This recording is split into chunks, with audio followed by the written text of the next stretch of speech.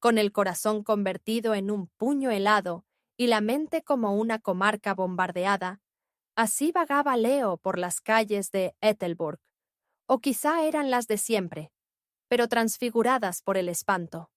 Sus pasos arrastraban la pesada angustia de quien lo ha perdido todo en una sola noche infernal, una noche que aún le quemaba la piel y el alma. La idea de saltar del puente de los suspiros cruzó su mente como una solución rápida al dolor insoportable. El frío metálico de la barandilla bajo sus dedos, el abismo oscuro llamándole desde abajo. Por un instante, pareció una invitación casi lógica. Pero no. Era una salida demasiado fácil, una cobardía que ni siquiera en ese estado de desolación estaba dispuesto a concederse.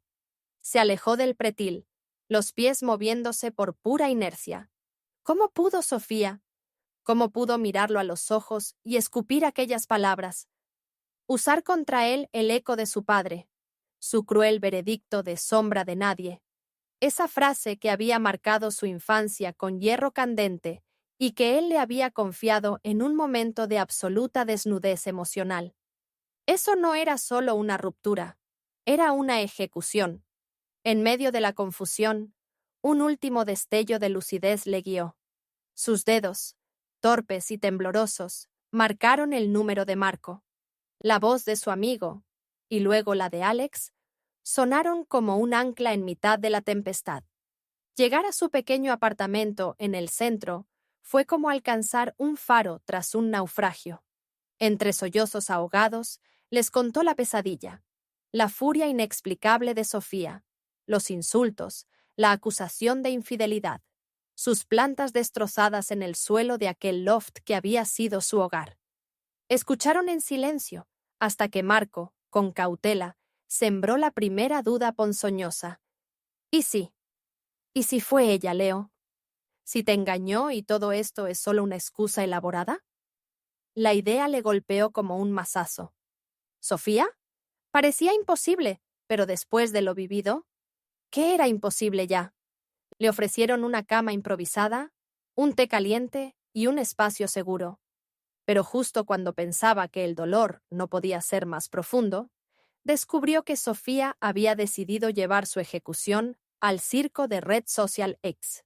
Su teléfono, que había permanecido ominosamente silencioso por parte de ella, empezó a vibrar con notificaciones. Al abrir la aplicación, sintió cómo el suelo volvía a desaparecer. Allí estaba, una publicación extensa, dramática, donde Sofía anunciaba que él, Leo, le había sido infiel con una desconocida en ChessPub, una aplicación que jamás había usado en su vida. Y para rematar, proclamaba que esa misma noche ya estaba disfrutando de la compañía de alguien que sí la valoraba. La bilis le subió por la garganta. Comentarios de apoyo a Sofía inundaban su muro, mientras a él le llegaban mensajes privados cargados de veneno. El linchamiento digital en pleno apogeo. Agotado y asqueado, eliminó su cuenta. Desaparecer. Hundirse en el anonimato. Pero la máquina del fango no se detuvo. Días después, Alex le mostró un maldito hashtag con sus iniciales, creado por un grupo de conocidos de Sofía para compartir supuestas historias de exes infieles, donde él era el monstruo del momento. La impotencia lo consumía. Fue entonces cuando sus amigos propusieron un plan de escape. «Necesitas alejarte de Ethelburg, Leo». «Desconectar», dijo Marco. «Mis padres tienen una cabaña rústica en las montañas de Sierra Verde. Aire puro, naturaleza, cero red social X». La idea sonaba a paraíso. Habló con su jefe, don Eladio, un hombre comprensivo que le concedió unos días de permiso sin hacer preguntas. Así, con una mochila cargada de ropa prestada y el alma en vilo, se preparó para huir de la ciudad que se había convertido en su infierno. Y mientras el coche de Alex lo alejaba del asfalto, una pequeña, casi imperceptible, semilla de duda comenzaba a germinar en el terreno baldío de su mente. ¿Y si sus amigos tenían razón? ¿Y si todo esto no era más que una elaborada cortina de humo para ocultar algo mucho más oscuro por parte de Sofía? Las pruebas falsas y la primera grieta en la mentira. Así, con el coche de Alex devorando kilómetros hacia la tranquilidad prometida de Sierra Verde, esa espina de duda, la sospecha de que Sofía podría estar ocultando algo monumental detrás de su furia y su campaña de desprestigio, no hacía más que crecer. La humillación pública había sido atroz, pero en el fondo de mi estómago revuelto, una voz casi inaudible me susurraba que las piezas no encajaban, que había algo fundamentalmente erróneo en toda aquella historia. Fue durante una noche de insomnio en la cabaña, con el único sonido del viento silbando entre los pinos, cuando me topé con un comentario en Forocero, un rincón oscuro de Internet donde había vomitado anónimamente parte de mi desgracia. Un usuario anónimo, sin pelos en la lengua, me había llamado cobarde sin agallas por no haber exigido a Sofía la más mínima prueba de sus acusaciones. «Pide pruebas», sentenciaba el mensaje. ¿O acaso tienes miedo de lo que puedas encontrar? Aquellas palabras, aunque crueles, resonaron con una fuerza inesperada. ¿Cobarde yo? Quizás. Pero más que miedo, lo que sentía era un hartazgo monumental. «Pide pruebas», me había espetado aquel desconocido. ¿Podrían unas simples capturas de pantalla revelar la verdad o hundirme aún más en el fango? El dilema me carcomió durante horas, pero la rabia contenida y la necesidad imperiosa de entender, aunque fuera un ápice de aquella locura, finalmente ganaron la partida. Armándome de un valor que no sabía que poseía, tomé el teléfono y marqué su número. El de Sofía. La llamada fue un témpano de hielo. Su voz, otrora música para mis oídos, sonaba ahora distante, metálica, cargada de un desprecio que me encogía el alma. «Quiero ver esas pruebas, Sofía», le dije, intentando que mi voz no temblara. «¿Pruebas de qué, Leo? ¿No te basta con saber que eres un infiel y que nuestra relación de 2 años se fue al garete por tu culpa?» Su cinismo era para enmarcar. «Envíamelas, ahora», exigí, cortando la comunicación antes de que pudiera replicar o yo desmoronarme. Minutos después, mi teléfono vibró. Eran varias imágenes. La primera, una serie de capturas de pantalla de Chispap. En ellas, supuestamente yo, bajo un perfil que vagamente recordaba al mío, pero con detalles extraños, coqueteaba descaradamente con una tal Valeria, una de sus amigas a la que apenas conocía. Los mensajes eran burdos, directos, completamente ajenos a mi forma de expresarme. Luego, una foto de la propia Sofía, mirándome desafiante desde la pantalla, con unas evidentes y recientes marcas amoratadas en el cuello. ¿Marcas de amor? ¿Un mensaje para mí? ¿Una prueba de su nueva conquista o de su dolor? No lo sabía, pero me revolvió el estómago. Convoqué a Marco y Alex, que estaban preparando un café en la pequeña cocina de la cabaña. Extendí el teléfono sobre la mesa de madera rústica. «Mirad esto». Durante casi una hora, los tres nos convertimos en una especie de detectives improvisados. Comparamos las fuentes de las capturas de Chispap con ejemplos de conversaciones reales sacados de Internet. Había algo raro.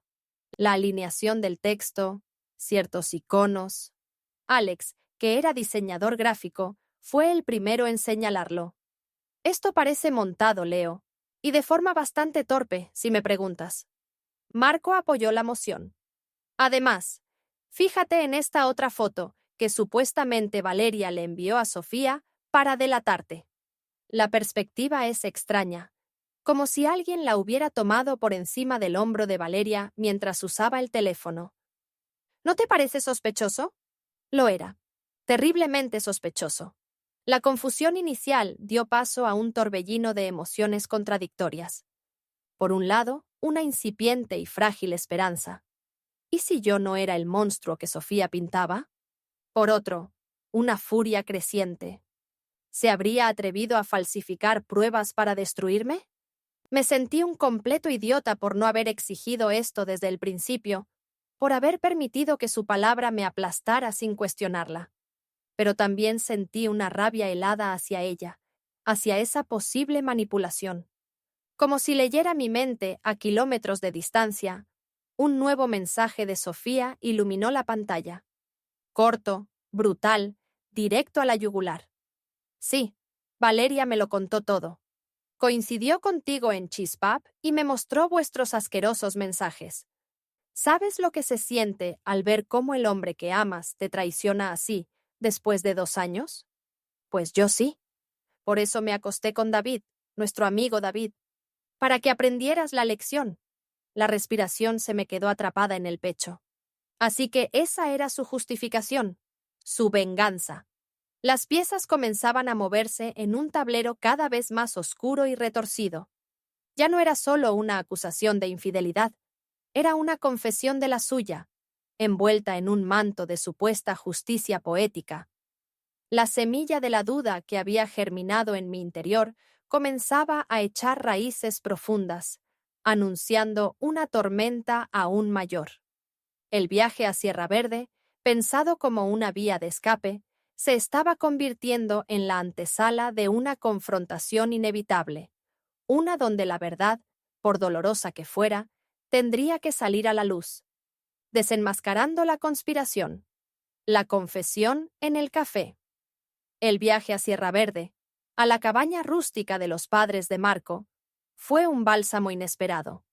2 días entre pinos y aire puro, arropado por la calidez de una familia que, sin conocerme, me trató como a un hijo más, pensando incluso, con ternura, que yo era el tercer compañero de la pareja. Aquella breve desconexión me ayudó a serenar el torbellino de mi cabeza, aunque la espina de la duda sobre la veracidad de las pruebas de Sofía seguía ahí, punzante. Al regresar a Aethelburg, Marco y Alex, con esa mezcla de cautela y lealtad que los caracterizaba, me dieron la noticia. Sofía había intentado contactarme a través de sus teléfonos. Alegaba un gran malentendido. Suplicaba hablar conmigo. Decía que lo sentía. Dudé, por supuesto que dudé. Una parte de mí quería creerle, aferrarse a la remota posibilidad de que todo hubiera sido una pesadilla absurda. Pero otra, la que había sido apaleada y humillada, exigía respuestas. Respuestas completas y sin filtros. Hablaré con ella, les dije, pero en persona, en un lugar neutro, y solo si me cuenta toda la verdad, desde el principio hasta el final. Sin mentiras, sin omisiones. El lugar elegido fue el Rincón Escondido, una pequeña cafetería con aire bohemio y mesas discretas, perfecta para una conversación que se antojaba cualquier cosa menos agradable. Marco y Alex, mis fieles escuderos, me esperaron en el coche aparcado al otro lado de la calle, una presencia silenciosa pero reconfortante. En un café, con mis amigos esperando afuera como guardaespaldas, mi exnovia finalmente se derrumbó y confesó la verdad.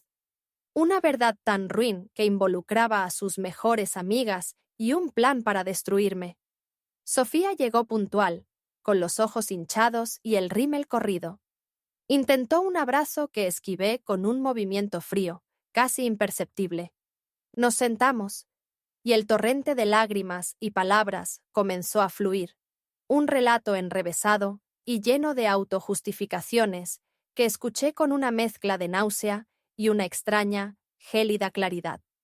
Todo había comenzado hacía unos 2 meses, me explicó entre sollozos. Sofía se había acercado peligrosamente a un nuevo grupo de amigas, un autodenominado Círculo Interno, liderado por 2 chicas a las que llamó Laura y Tania. Son como esas arpías de las películas americanas, ¿sabes? Populares, manipuladoras, siempre buscando drama, describió, como si eso la eximiera de alguna forma. Según Sofía, Laura, la cabecilla, me odiaba profundamente. Al parecer, yo no era suficiente hombre para su amiga. No era musculoso, no ganaba tanto como ella, No encajaba en su molde de triunfador. Una completa basura, vamos. Durante un mes entero, Laura y Tania se dedicaron a lavar el cerebro de Sofía, alimentando sus inseguridades, susurrándole veneno al oído. Y entonces idearon el plan maestro. Crearon esas conversaciones falsas en Chisp-Up, donde supuestamente Tania y yo habíamos hecho match, y yo flirteaba como un baboso. Un día antes de echarme de casa, le mostraron las pruebas a Sofía. Estaba tan ciega de rabia, Leo, tan manipulada. Me lo creí todo. Lloriqueó. La convencieron de que la única salida honorable era una venganza ejemplar. Debía tener sexo con otro, echarme de casa como a un perro y ponerme en mi sitio. Para ello, le presentaron a Daniel, el dueño de un taller de diseño de muebles con aspecto de modelo de ropa interior. Un tipo que, según Sofía, no tenía ni idea del plan completo. Solo sabía que yo la había lastimado, y él, en su infinita caballerosidad y su evidente interés en encuentros casuales, quería ayudarla. Sofía, por su parte, se había ilusionado pensando que Daniel buscaba algo serio. Patético. Así que sí, tuvieron sexo ese mismo día. Luego, ella regresó a casa, desató su furia sobre mí y mis pobres plantas, y me echó. Al día siguiente, Daniel se instaló en nuestro loft. Incluso tomaron fotos juntos, planeando enviármelas más tarde para restregarme su felicidad por la cara. Todo iba según el retorcido guión de Laura y Tania hasta que la cosa empezó a torcerse. Primero, la campaña de desprestigio en Red Social X, que incluía comentarios homofóbicos hacia mí por vivir con Marco y Alex, un detalle que Sofía omitió si ella misma participó, pero que encajaba con la bajeza del círculo interno. Se les fue de las manos. Luego, Sofía, en un alarde de no sé qué, cambió su estado en red social a en una relación con Daniel. Esto, obviamente, confundió y molestó a Daniel, que no buscaba nada formal. Comenzó una pequeña discusión que, como todas las estructuras basadas en mentiras, no tardó en convertirse en una pelea monumental. Una mentira necesita 1000 más para sostenerse. Y fue entonces cuando Tania, aparentemente cansada del drama, qué conveniente, confesó toda la trama. No quería humillarme, dijo, solo quería que Sofía y yo rompiéramos. Daniel, al descubrir que había sido un simple peón en aquel juego sucio y que odiaba a los infieles por alguna razón personal, aunque su forma de darme una lección era igualmente retorcida, se sintió asqueado y la abandonó en el acto. Se esfumó. Sofía, ahora sí, lloraba a lágrima viva. Dijo que había cortado lazos con Laura y Tania, que estaba terriblemente arrepentida y triste por todo el daño causado. Incluso había publicado en Red Socials que todo fue un gran malentendido y borrado los posts anteriores, pidiendo a los demás que hicieran lo mismo. Y entonces llegó la súplica final, la oferta que colmó el vaso de mi estupefacción. Volvamos, Leo. Por favor. Arreglaré todo. Te compraré cosas nuevas. Incluso te doy permiso para que te acuestes con quien quieras, si eso te hace sentir mejor. Te ayudaré a conseguir citas casuales, si es lo que necesitas para perdonarme. La miré, y por primera vez en mucho tiempo no sentí dolor, ni rabia. Solo un vacío inmenso y una lástima profunda. Solo un vacío inmenso y una lástima profunda. La verdad, cruda y dolorosa, finalmente estaba sobre la mesa.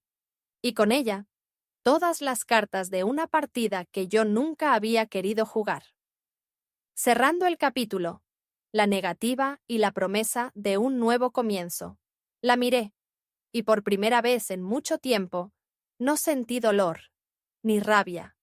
La verdad, cruda y dolorosa, finalmente estaba sobre la mesa, en medio de los restos de café y las lágrimas de Sofía. Y con ella, todas las cartas de una partida que yo nunca había querido jugar, pero que ahora me tocaba terminar. Su oferta, tan desesperada como absurda, flotaba entre nosotros en el tenso silencio del rincón escondido. No, le dije. Mi voz sonó más firme de lo que me sentía por dentro, pero era la firmeza de quien ha cruzado un umbral sin retorno. Me lastimaste, Sofía. Incluso manipulada, como dices estar. Me lastimaste de formas que ni siquiera creo que entiendas. Esa fue mi respuesta a su súplica de volver, a su promesa de arreglar lo irreparable. A veces el amor, o lo que uno cree que es amor, simplemente no es suficiente, y el autorrespeto, ese que había pisoteado por tanto tiempo, lo es todo. Continué, cada palabra cincelada con el frío de la decepción. Rompiste mi confianza de 1000 maneras diferentes. Usaste mis miedos más profundos, esas sombras que te confesé en la intimidad. Sí, aquello de mi padre, el ser la sombra de nadie, para herirme donde más dolía. Y eso, Sofía, no se arregla comprando cosas nuevas. Hice una pausa, observando cómo su rostro se descomponía. Y por cierto, un hombre soltero y con la dignidad intacta no necesita el permiso de su ex para rehacer su vida o acostarse con quien le dé la gana. Guárdate tus ofertas. Me levanté. El movimiento fue deliberado, casi ceremonial. Dejé sobre la mesa el dinero exacto para pagar mi café y el suyo. Esta es la última vez que nos vemos, Sofía. No quiero que me contactes nunca más. Puedes quedarte con lo que queda de mis cosas en el loft. Considéralas un regalo de despedida. No esperé respuesta. Di media vuelta y caminé hacia la salida sin mirar atrás, aunque podía escuchar sus sollozos convirtiéndose en gritos ahogados, la gente en las otras mesas girándose para observar el drama. Me importó un bledo. Marco y Alex me esperaban con el motor en marcha. Subí al coche y nos alejamos de allí, dejando atrás el café, a Sofía, y 2 años de mi vida convertidos en cenizas. Mientras Ethelborg se encogía en el espejo retrovisor, una extraña calma comenzó a invadirme. ¿Por qué esta decisión tan tajante? Porque no podía funcionar. Un profundo resentimiento, casi odio, se había instalado en mí por cómo había manejado toda la situación, por el dolor innecesario que me había infligido. Su imagen estaría siempre manchada, asociada al cinturón de mi padre, a la manipulación, a la traición. Su comportamiento había sido infantil, irresponsable, una colección de señales de alerta que había ignorado por demasiado tiempo. Prefería 1000 veces la soledad a vivir con alguien capaz de semejante crueldad. Y sí, también había una autocrítica necesaria. ¿Cuál fue mi culpa en todo esto?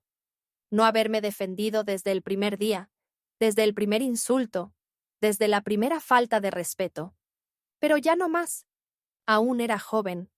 Aprendería. Voy a hablar con don Eladio, anuncié de repente a mis amigos, que me miraban con una mezcla de orgullo y preocupación. Le pediré un traslado. Necesito un nuevo comienzo, tal vez en Nueva Esperanza, o en cualquier otra ciudad lejos de aquí. Una sonrisa amarga se dibujó en mis labios. Un nuevo comienzo. Sonaba bien.